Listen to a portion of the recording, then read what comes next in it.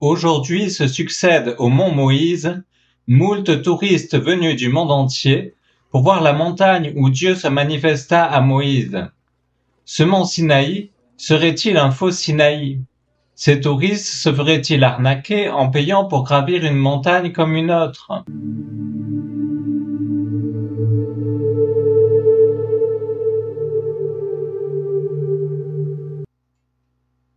D'où vient-il que l'on reconnaisse ce mont Moïse ou Mont Moses ou Djebel Moussa comme la montagne où Dieu apparut à Moïse, autrement dit, le Sinaï? Eh bien, c'est justement son nom, Mont Moïse, qui évoque en effet fort probablement le mont où Dieu apparut à Moïse. Et on l'a nommé ainsi probablement parce que c'était vrai. En effet, l'on ne change pas le nom d'une montagne comme l'on changerait le nom de son animal de compagnie. Chez les Bédouins, les noms de lieux se transmettent fidèlement. Deuxièmement, cette montagne est indiquée comme étant le mont Sinaï par les plus anciennes sources dont nous disposons. Le récit du pèlerinage d'Héteri ou Égérie, Peregrinatio ad loca sancta, confirme ce lieu. Certes, l'on peut trouver à redire sur certains points du récit, mais la localisation est également confirmée par les écrivains anciens qui vivaient dans le voisinage ou ont visité la péninsule. Ammonius de Canope, Saint-Nil, moine du Sinaï, Procope, Anthony le martyr, Eutychius. Cependant, une difficulté pointe. Le mont Sinaï est parfois appelé dans la Sainte Écriture le mont Horeb. Or, d'après les habitants du pays, le mont Horeb est le Ras Safsafa. D'autre part, le Ras Safsafa permet d'être vu par une très grande foule, alors que le mont Moïse n'aurait pas cette propriété. Il faut répondre à cela que comme on le voit sur les images satellitaires, le mont Moïse et le mont Horeb font partie du même pâté de montagnes. Il est donc probable que ces appellations regroupaient les deux montagnes qui forment un seul tout. La langue hébraïque étant imprécise, on ne voit pas de problème à cela. On suppose aujourd'hui que la révélation des 10 commandements fut faite sur le Ras Safsafa devant la foule, alors qu'au contraire, les autres manifestations de Dieu furent faites sur le mont Moïse que gravissent aujourd'hui les pèlerins. Alors j'y suis allé, que ce soit sur le mont Moïse ou sur le Ras Safsafa, et je dois dire que si c'est le même pâté de montagne vu par satellite, c'est quand même très séparé lorsqu'on est sur les lieux. Donc là, je vous ai entouré le massif de l'Horeb, ou Ras Safsafa, avec le sommet que je vous montre de la flèche. Et puis si je dézoome, eh bien on arrive à l'escalier au mont Sinaï, d'où je prends la photo en fait. Et puis je vous mets la vidéo d'une autre excursion où j'étais sur le mont Horeb cette fois. Nous voyons le mont Horeb. Et juste derrière moi, le mont Sinaï, au fond. Voilà. Je termine la boucle.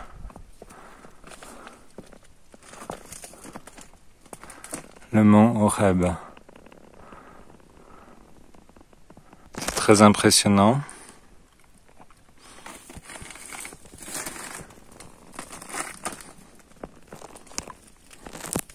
Je fais un petit zoom sur le mont Sinaï.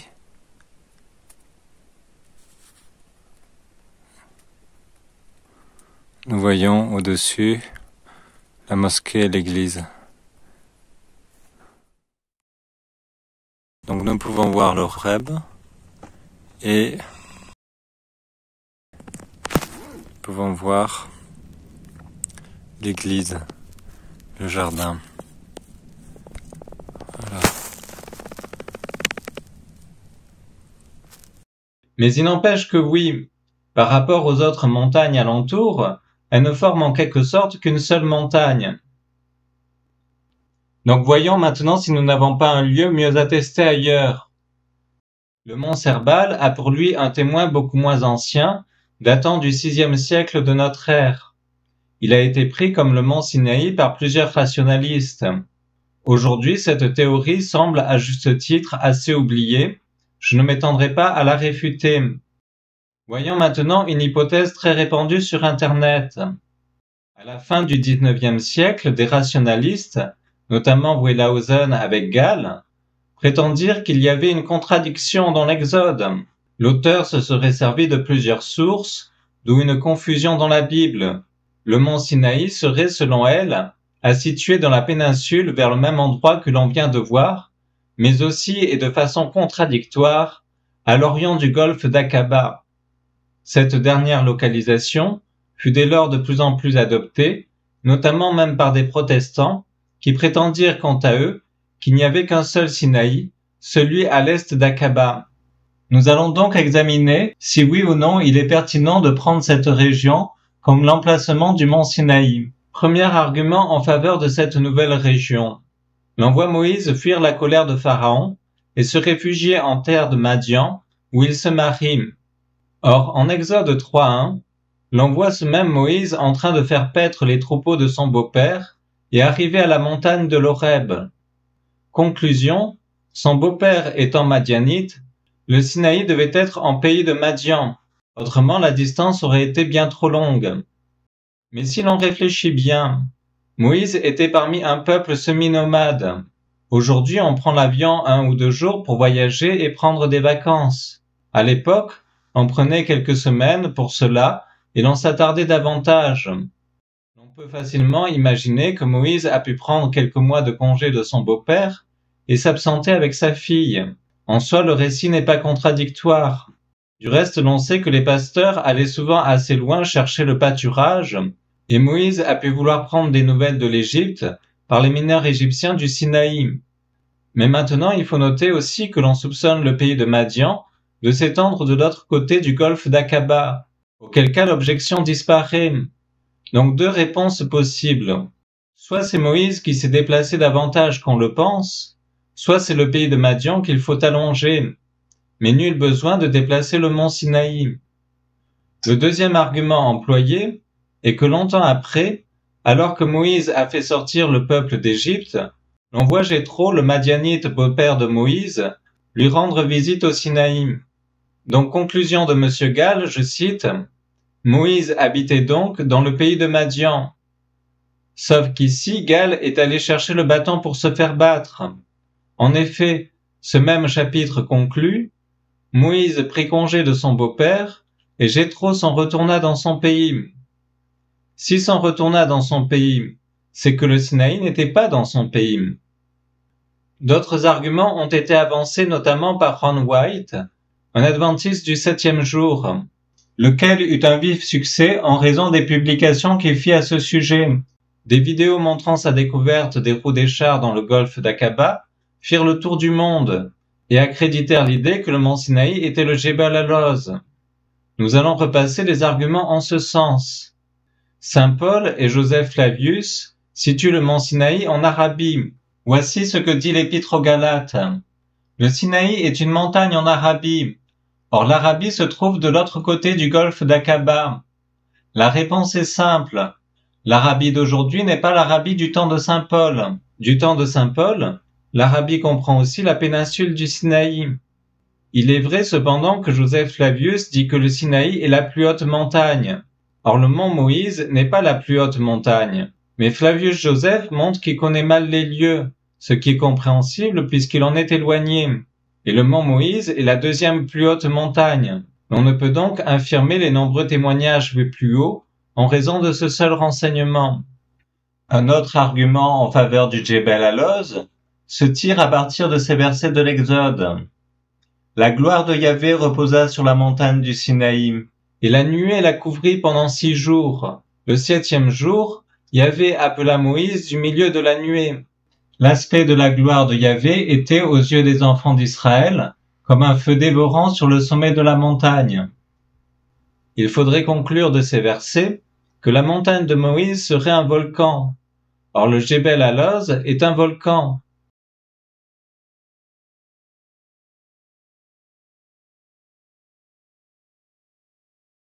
En réalité, les pères ne disent pas que c'est un volcan. S'ils voient dans les plaies d'Égypte en partie des causes naturelles, en partie une cause miraculeuse, ils ne songent pas à une cause naturelle ici. il est plus probable que Dieu ait manifesté sa gloire par miracle. Quant aux volcans, il y en a aussi dans le voisinage de la Palestine. Cela ne prouve donc rien en faveur du Djebel Alloz. Autre argument. Les pétroglyphes de vaches qui ont été retrouvés proches du Djebel Alloz. En réalité, aucune preuve que ces pétroglyphes fassent référence au veau d'or. La vache était adorée par tous les peuples antiques, ou presque. On en retrouve partout dessiné. Le rocher fendu. Bon, il n'y a plus d'eau, mais selon les partisans du Djebel Alloz, Moïse en a fait jaillir. Sauf que des rochers fendus, l'on en retrouve un peu partout. Et celui-ci, selon les analyses, n'aurait pas eu de source d'eau. La présence d'un autel. Oui, mais selon les spécialistes, il n'est pas d'époque. La présence d'une caverne, car l'on sait que Élie s'est réfugié sur le mont Sinaï, dans une caverne. Oui, mais le mont Moïse a lui aussi une caverne. L'église, et ensuite la mosquée sous laquelle il y a encore une caverne où a résidé Moïse. Cette caverne, nous l'avons filmée tout à l'heure.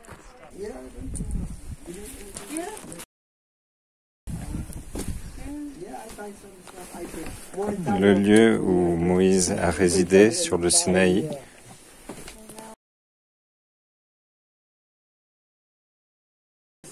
Sans doute il s'est abrité ici.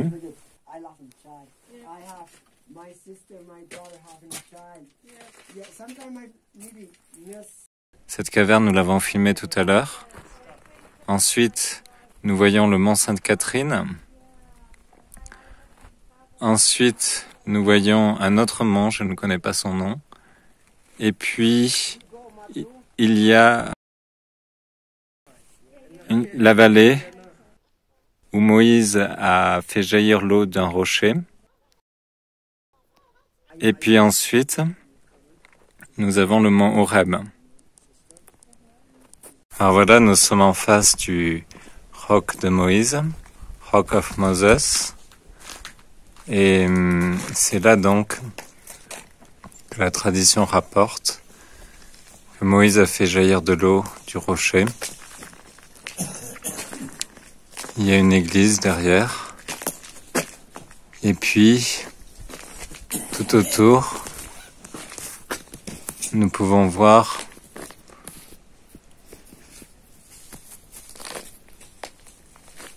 les différentes... la vallée.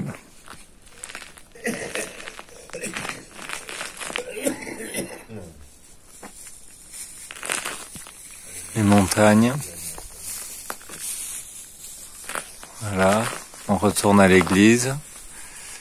Et puis, on a encore ce fameux rocher où on voit les fentes par lesquelles l'eau a jailli. Après, il y a aussi d'autres rochers qui ont la même prétention.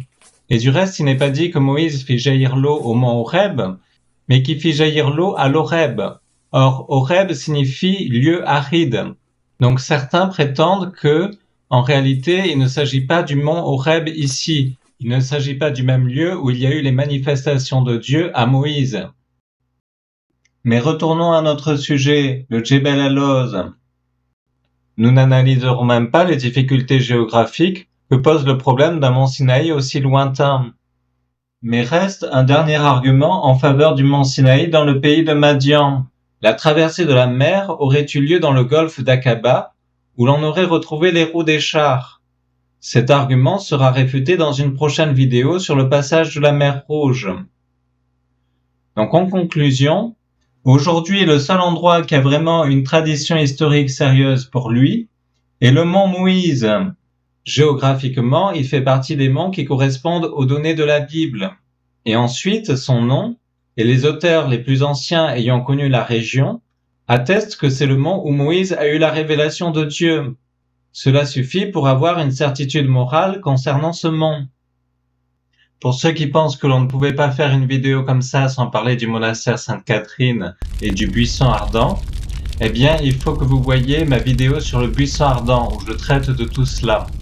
Ne manquez pas la vidéo sur le passage de la mer Rouge, et puis ne manquez pas non plus la prochaine vidéo qui sera sur les 10 plaies d'Égypte. N'oubliez pas de liker la vidéo et merci à ceux qui s'abonnent.